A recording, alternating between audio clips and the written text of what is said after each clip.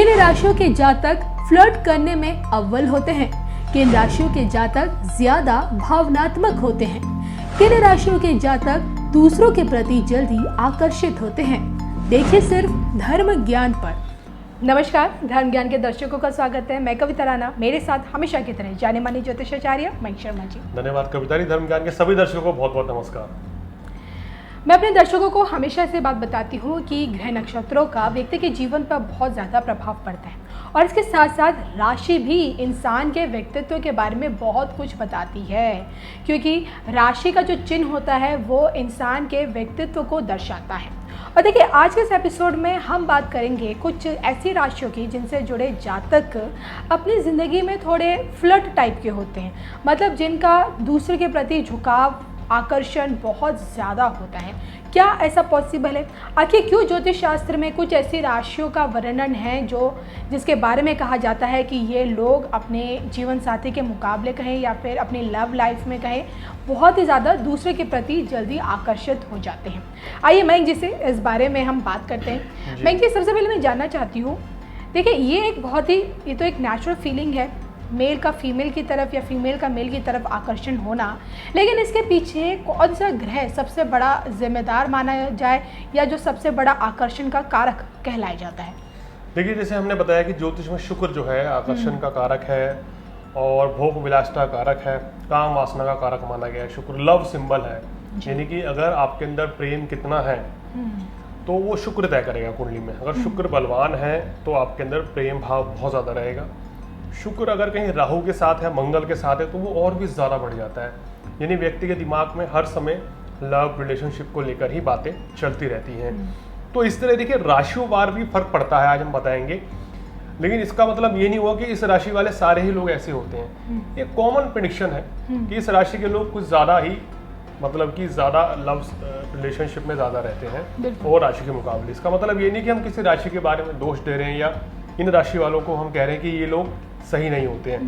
देखिए, असली चीज़ तो आपके कुंडली से ही पता चलती है कि किसी के ग्रह नक्षत्र क्या कह रहे हैं। उसके आधार पर आप उसको लेके ज़्यादा जज कर सकते हैं कि कोई व्यक्ति कैरेक्टर का कितना स्ट्रांग होगा, कोई व्यक्ति कितना कमज़ोर होगा, या किस व्यक्ति का जो कुंडली में लव लाइफ है कितनी मजबूत रहेगी, उसके रिलेशन बनेंगे या नहीं बनेंगे।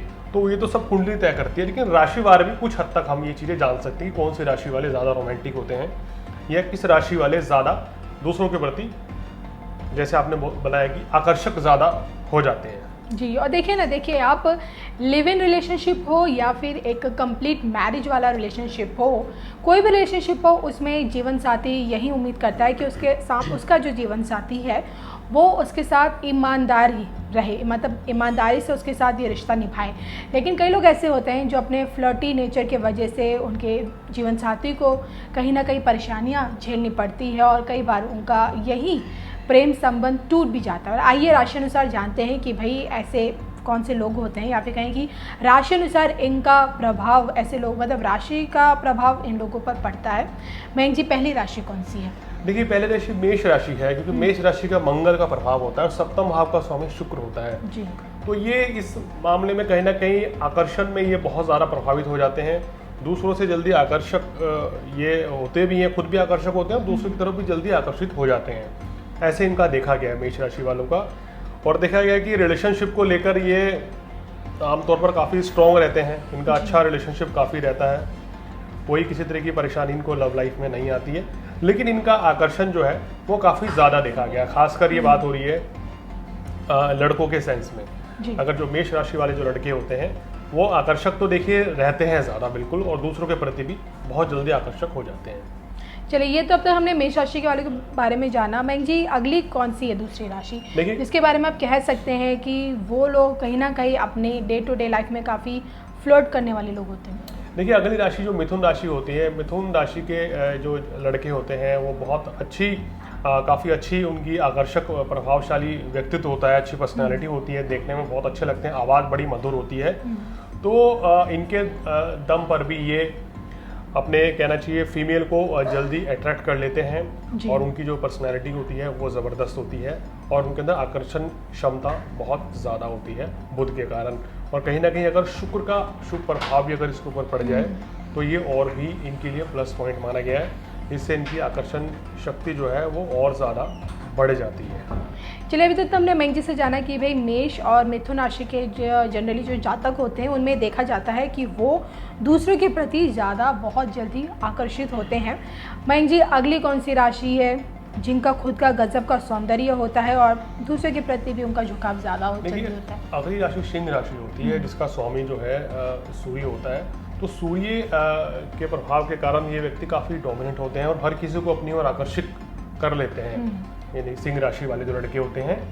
और इनकी दोस्ती काफ़ी ज़्यादा होती है, बहुत ज़्यादा लोगों से होती है, बहुत लोगों से उठना बैठना होता है और व्यक्ति इनकी पर्सनैलिटी से और इनके हाव भाव से बहुत जल्दी इम्प्रेस हो जाते हैं और ये भी अपोजिट सेक्स के प्रति बहुत ज़्यादा, हम कहते हैं कि ज़्यादा अट्रैक्ट हो जाते हैं। इनके कुछ राशि का स्वभाव ही कुछ ऐसा है जिसके कारण ये लोग जल्दी, मतलब फीमेल से जल्दी अट्रैक्ट कर जाएंगे या इनके रिलेशन जो है कई लड़कियों से भी बन सकते हैं। लेकिन ये एक कॉमन है, ये ऐसा नहीं माने कि हर कोई सिंह राशि के बारे में हम ये बात कह रहे हैं। बिल्कुल, ये कॉमन प्रेडिक्शन है जो कि गहरा रिलेशन के बारे में निकाली है कि घरों से संबंधों के बारे में।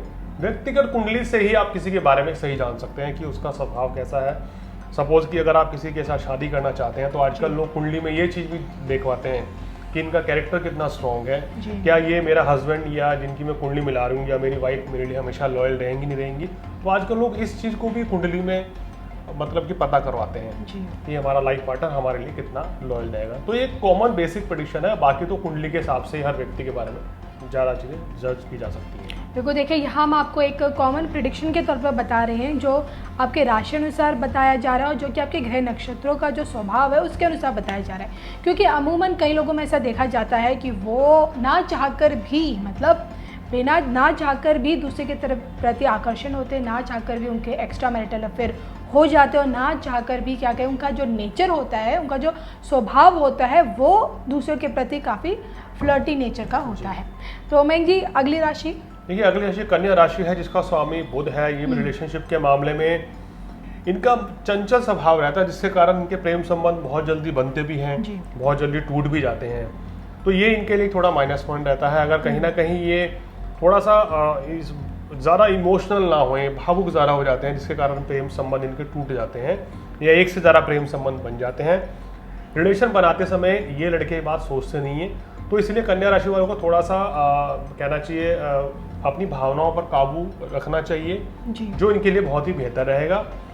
और ये बात है कि एक मामले में बड़े सौभाग्यशाली, बहुत लकी हैं कि इनको इनके जो पार्टनर हैं इनको बहुत अच्छे मिलते हैं और उनको बहुत प्यार करने वाले मिलते हैं और ये भी जिससे प्यार करते हैं उस पर दिलो जान छिड़कते हैं। ये इनकी खासियत भी होती है। तो अब तक इस मामले में मैंग जी ने जिन राशियों का नाम लिया है उसमें से आप मेष राशि को ले लीजिए, उसमें से आप मिथुन को ले लीजिए, सिंह को ले लीजिए या फिर आप कन्या राशि को ले लीजिए। तो ये अब तक की 4 राशियां हैं जिनका झुकाव अपने जीवन साथी के अलावा बाकी लोगों की तरफ प्रति ज़्यादा देखने को मिलता है।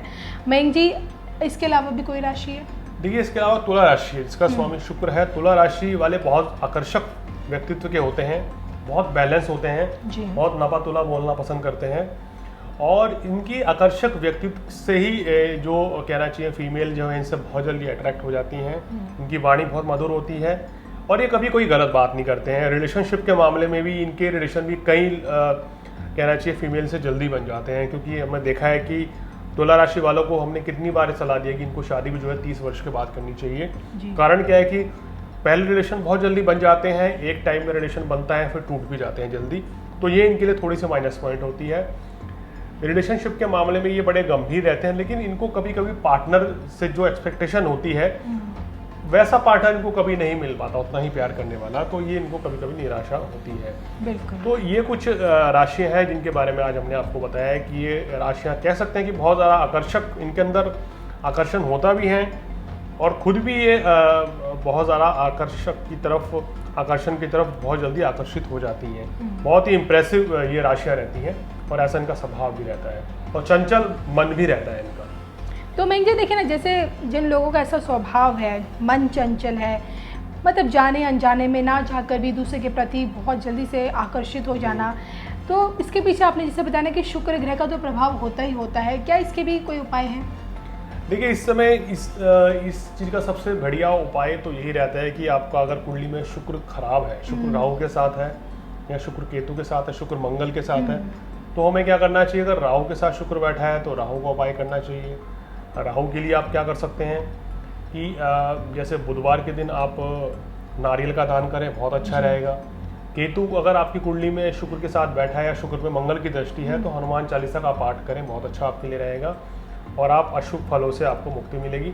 हल्दी का केसर नियमित रूप से माथे पर लगाएं या छाती पर, तो विशेष लाभ मिलेगा और आपको कष्टों से मुक्ति मिल जाएगी, किसी तरह की कोई परेशानी नहीं रहेगी। चलिए, आपको हमारा एपिसोड कैसा लगा प्लीज़ बताइएगा। इसके साथ साथ अगर आपकी कोई भी सलाह है वो भी ज़रूर दीजिएगा।